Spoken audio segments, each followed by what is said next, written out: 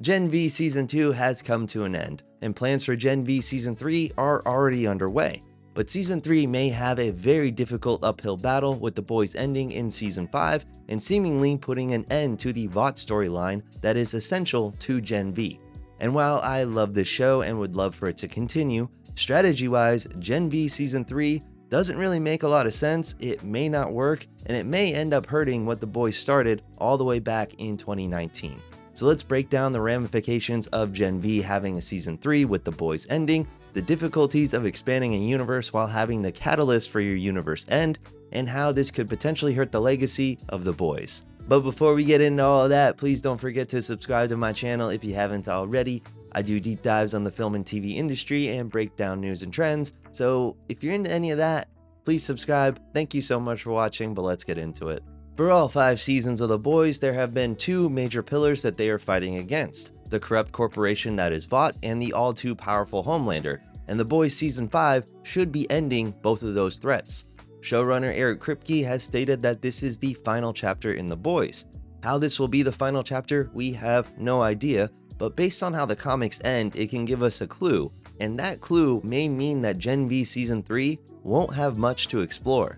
Now, if you haven't read the comics, I don't advise that you do because they are kinda dog shit.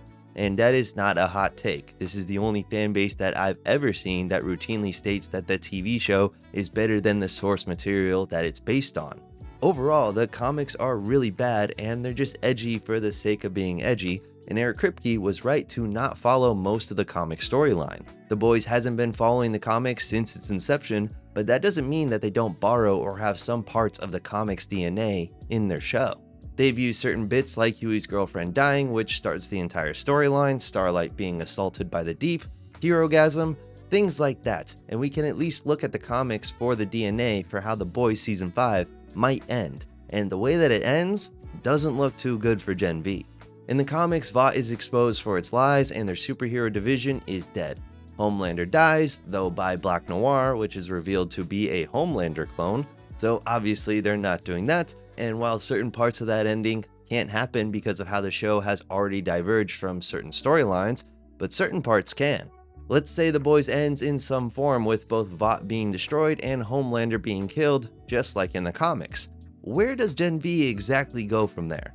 Though they've been detached from Gen V, Vought and Homelander are still an anchor point since everything about Godolphin is controlled by Vought and is a training ground for supes like Queen Maeve, A-Train, and the Deep. Those are all alumni that went to Godolphin solely because of Vought. Homelander not only appeared in Season 1, but his presence is felt throughout all of Season 2, and a main plot of Gen V is how are they going to defeat Homelander. While both of these are not necessarily a driving plot line of Gen V, without the company of Vought or Homelander, the entire series kind of loses its significance. Why would the audience keep watching if the stakes of Vought and Homelander are no longer there?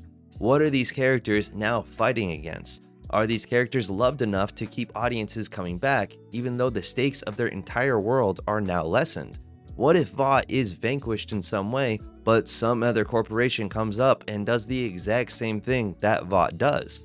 The comics do have a touch of institutions like Vought will always exist, so say they use this thread to have Vought come back under new leadership, even though it's run largely the same, like many companies do today. Or say it's a brand new company, but they do the exact same thing when it comes to supes.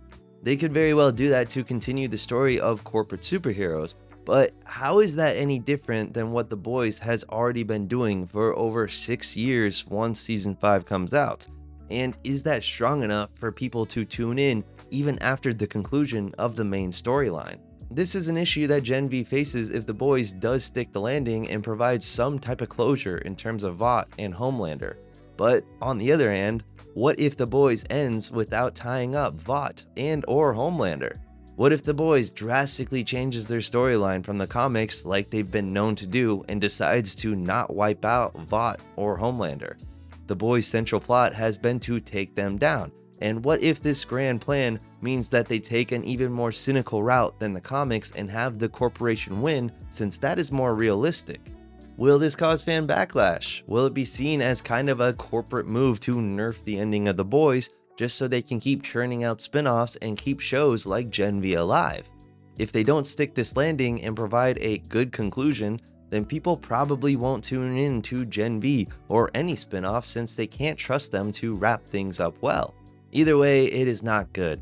Either The Boys does stick the landing and leaves us with a Gen V without a central anchor point of a villain, and it just seems like kind of a pointless monologue, or The Boys doesn't end definitively and leaves certain threads open for Gen V to explore, which hurts the legacy of The Boys and could cause backlash.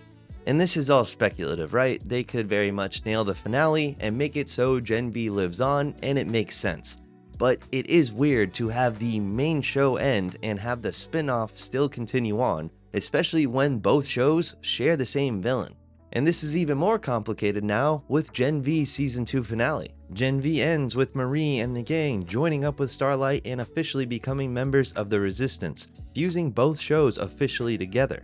While in Season 1 and 2, Gen V had Vought and Homelander, but they were indirect villains. But now they will be facing them head on. And while fusing the shows was always expected because that makes sense, especially when heading towards a massive series finale, Gen V Season 3 will then have to unfuse from The Boys and be able to stand on its own even after now being directly involved with taking down the entire universe's main villain, potentially leaving Season 3 with little to no stakes. And if Gen V does come back for Season 3 and people are not into it because The Boys ended and there's nowhere to go, or people are unsatisfied with The Boys ending and don't want to continue it, then Gen V Season 3 could directly hurt The Boys universe as a whole. As of now, there are 2 spin-offs in the works at Amazon for The Boys, one of which is Vought Rising, which is the prequel show that will center on the company rising to power in the 50s and will be starring Soldier Boy and Storefront and is already filming. And the other is still in development, which is The Boys Mexico. Nothing about The Boys Mexico has been announced as of now other than that it will star Diego Luna and Gael Garcia Bernal, and it will be created by Gareth Dunet Alcocer, I think is how you say his name, who wrote on Blue Beetle. Right now, it's unsure if it will be a prequel show, a show that happens concurrently with The Boys timeline, or a sequel series that will take place after the events of The Boys. Vought Rising should be coming out in 2027. And if they follow the same production plan that Gen V and The Boys have been doing with them releasing seasons every other year concurrently, then Gen V Season 3 should be coming out in 2027 or 2028, which is an even bigger problem having 3 years passed since we've seen the Gen V crew. If people don't want to show up to Gen V Season 3, then that could very much hurt both Vought Rising and The Boys Mexico. Amazon could see the declining viewership as a point that people are done with The Boys as a whole and not move forward with The Boys Mexico since it's still not greenlit, or maybe they lessen the budget and marketing spend on Vought Rising's future seasons, giving it less of a fighting chance to be a good show. This all kind of reminds me of Marvel and how they've been kind of struggling to continue since Endgame. It was all leading up to one big point, and now they're kind of flounderless and they don't really have another big bad to go on. Marvel could have easily established another big bad, and they were trying that, but then they've stopped several times and now they're just doing Doomsday. But Gen V can't really do what Marvel does since they don't have a Rolodex of villains and they've both shared the same villain. So what are they gonna do? Gen V was simply a spin-off show to help expand The Boys, build off of what The Boys did, and showcase a different part of Soups existing in a realistic, capitalistic world. But now Gen V will be the main show. There's a lot riding on it, assuming we get a Season 3, which based on how viewership has gotten bigger with Season 1, it is likely that we will get a Season 3. Ultimately, it all comes down to execution, which Eric Kripke and team have done very well so far, and they know just how much pressure is on the Season 5 finale of The Boys, even without the added pressure of making sure people care about the spin-offs in the future. I really do hope that they nail this finale and they nail it in a way that Gen V can continue in a way that both makes sense and people care about. I personally loved how Gen V showed us how Soups and Compound V were affecting the world, not just from a corporate capitalistic standpoint, but also from a college standpoint and a mental health standpoint, and how it affects the youth, which I felt like Season 1 focused on a bit more than Season 2 is focusing on. And even though I do like Season 2, I am missing that overall college vibe that Season 1 had. I wish nothing but the best for The Boys and every spin-off that they have, But even though I hope it does well, I can't help but think of the massive uphill battle that they have in terms of continuing a storyline after the main show.